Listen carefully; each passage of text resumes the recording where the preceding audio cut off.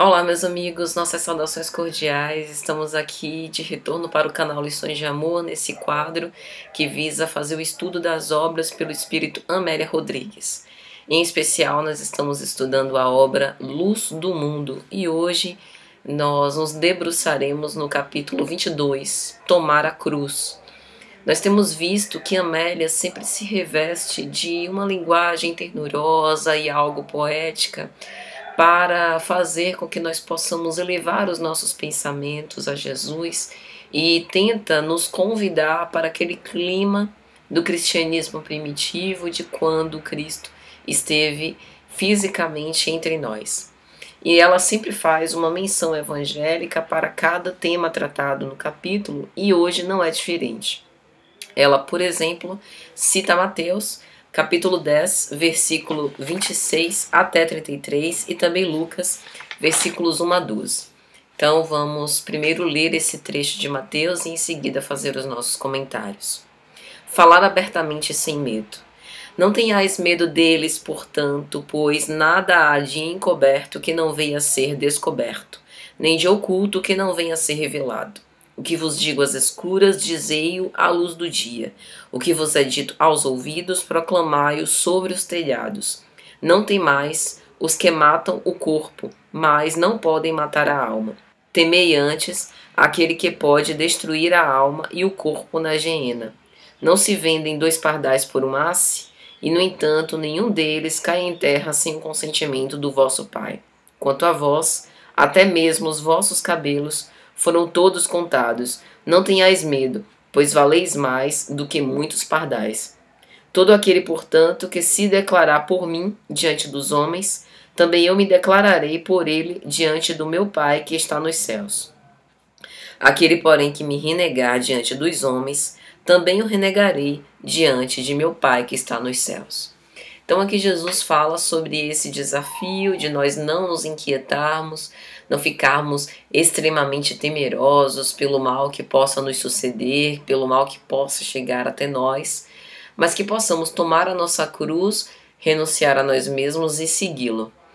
As aflições, elas continuarão fazendo parte da nossa existência, como se fossem aquilhões que nos propelem para frente, mas o que nós precisamos saber é como conciliar esses conflitos, como conviver com essas pequenas alfinetadas, sem que isso nos transtorne, nos roube a nossa paz e nos inquiete em demasia, ou seja, que nós confiemos também na providência divina e deixemos que Deus faça a sua parte. Mas exatamente esse texto fala sobre algo interessante, falar abertamente em sem medo.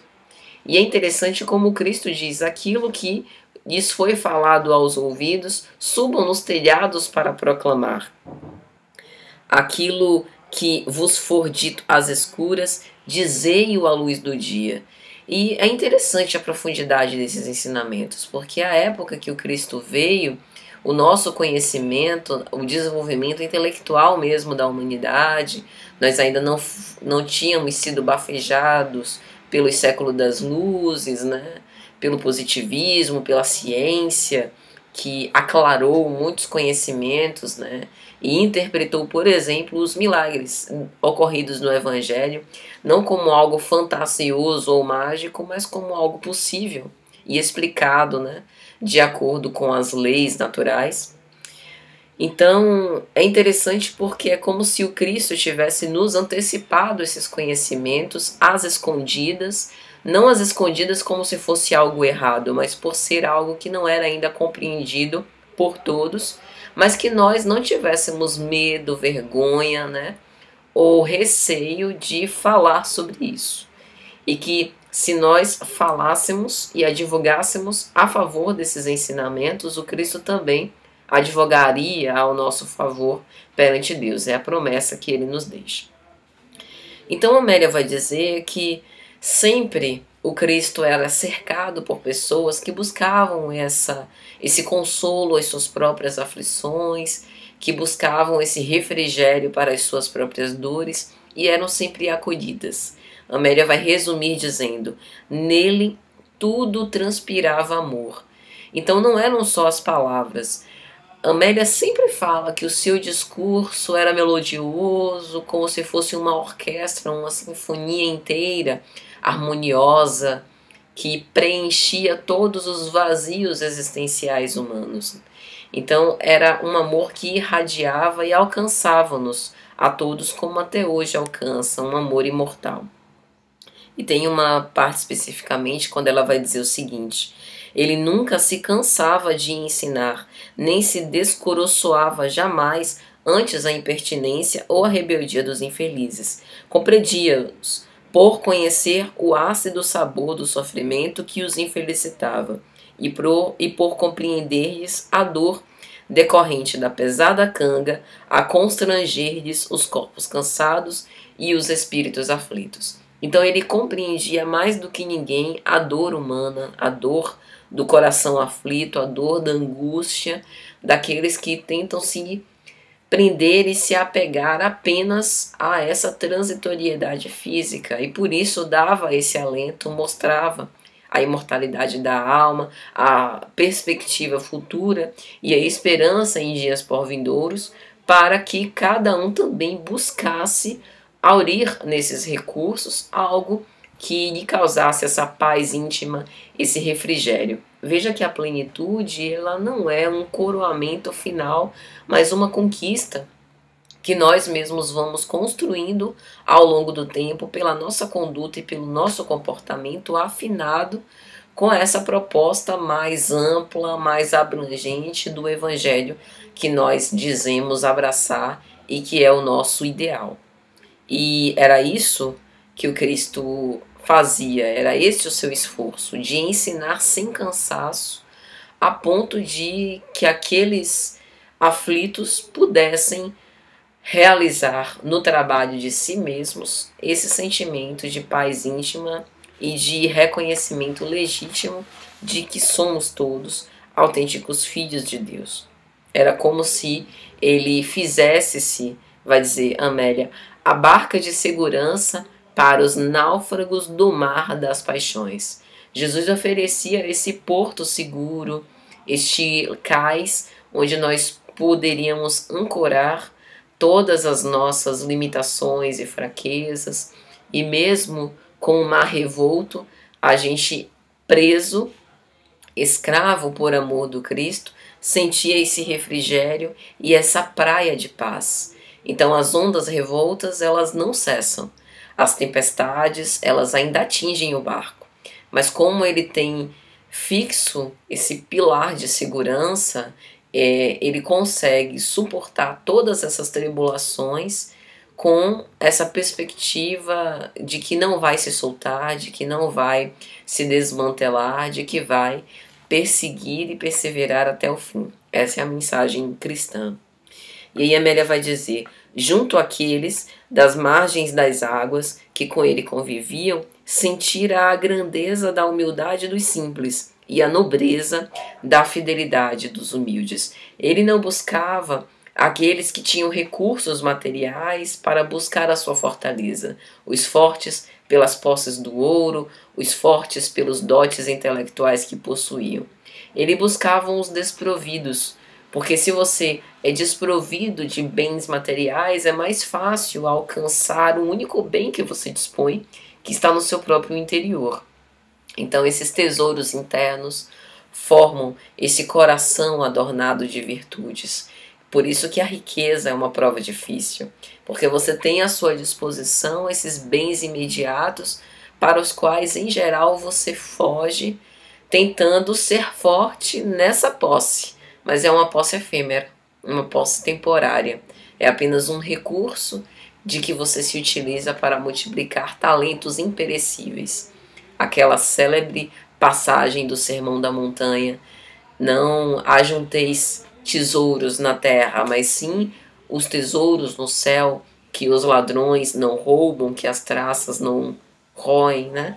Porque onde está o teu tesouro, aí também está o teu coração. Então, se a gente quiser fazer uma análise sobre o nosso tesouro, é só observar onde estão as nossas preocupações. O nosso coração, ele se debruça sobre quais premissas, sobre quais bases.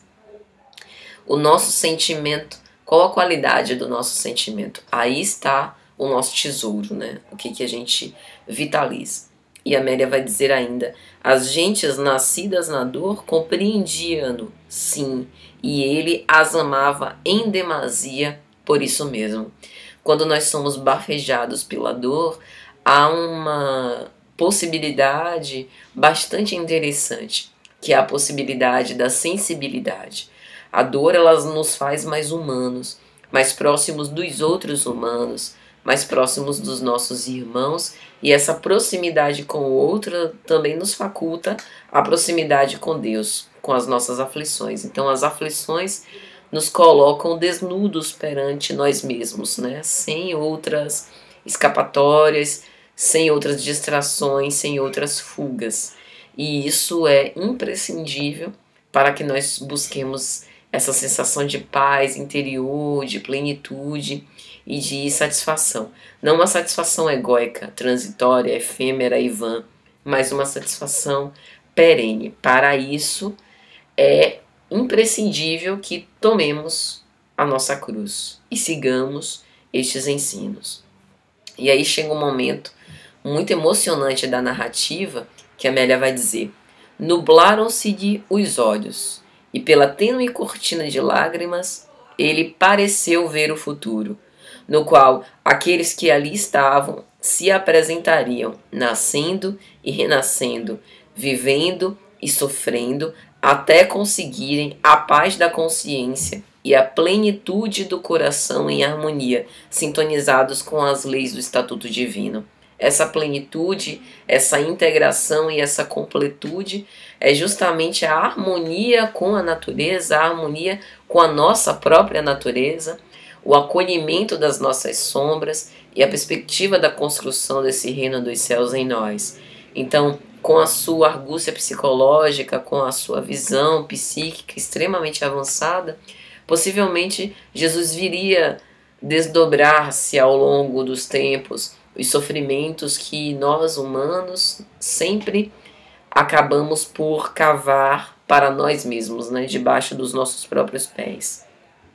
Mas a reencarnação tem essa lição indispensável para o aperfeiçoamento, através dessa mudança de perspectiva, de contexto cultural e familiar, nós vamos ensaiando esse burilamento íntimo e próprio, tomando a nossa cruz sobre diversas perspectivas, a ponto de evoluir mais e sempre. E aí, Amélia vai citar todo esse diálogo que ele faz, conforme anotado pelo evangelista Mateus, e vai dizer também: quem desejar ser digno de mim, renuncie a si mesmo, tome a sua cruz e siga-me. Renunciar aos seus próprios desejos transitórios e entregar-se à providência divina, né? Abandonar-se à providência, mas sem esquecer dos desafios que precisa enfrentar. Tomar a sua cruz é reconhecer a herança de nós mesmos, né? Reconhecer os desafios que nós precisamos enfrentar e os conflitos que precisamos resolver, mas com amor primeiro a si mesmo e paciência para segui-lo insistentemente até o fim. Sede verdadeiros e mantende limpos os corações. Reconhecer as nossas dificuldades, sem buscar justificativas para termos errado tanto, mas reconhecer o que nós podemos fazer agora em prol de nós mesmos e dos outros. Levantai a cabeça reta, mas sede simples, de alma e humilde de sentimento. Levantar a cabeça reta é ter altivez para poder lutar, é ter a obstinação e a resolução para poder seguir, mas sem se colocar num falso patamar de superioridade em relação aos outros. Porque humildade é reconhecer que o outro, meu irmão, tem também direito à felicidade legítima, como também eu tenho. Colocar-se, então, nesse patamar de igualdade. Engendrai a simpatia entre todos e fomentai a cordialidade. O homem isolacionista é espírito enfermo. Manter cortesia com os que são corteses é retribuir a medida do que se recebe. Conviver bem uns com os outros é preservação da própria saúde emocional, da própria integridade psíquica, porque nós fomos forjados pelo amor e não pelo ódio. Aquele que é agressivo acaba agredindo a si mesmo primeiro, porque quebra essa harmonia com tudo. Em toda circunstância, buscai a prece, e vigiando, servi. Não procureis, porém, fazer tudo. Sede grandes nas pequenas e insignificantes tarefas, e tornai-vos pequenos nas grandes realizações. Eis como provar a integridade no bem, sem afetação, sem querer dar conta de tudo, porque nós não temos o controle de tudo. É interessante porque no próprio Sermão da Montanha, quando Cristo fala: olhai as aves no céu, que não fiam, nem recolhem em seus celeiros, olhai os lírios do campo, é também uma reflexão. Você acha que você tem controle sobre a sua própria vida? Pois eu te digo que nem a sua estatura você consegue controlar. Os lírios nascem e morrem sem que tenham a sua gerência. As aves, elas têm as suas rotas e é Deus quem as conduz de acordo com as suas leis naturais. Então, não busque fazer tudo. Faça apenas a sua parte, mas cumpra a sua parte da melhor forma possível. As maiores tarefas, faça com simplicidade, porque você é simples. E as tarefas mais insignificantes, faça como se fossem aquelas de mais elevado patamar, porque a questão não é da tarefa, mas de como eu encaro a tarefa e do valor que eu a confiro para o meu próprio aperfeiçoamento. Nós podemos crescer em qualquer circunstância, em qualquer lugar, sob qualquer demanda e com qualquer recurso.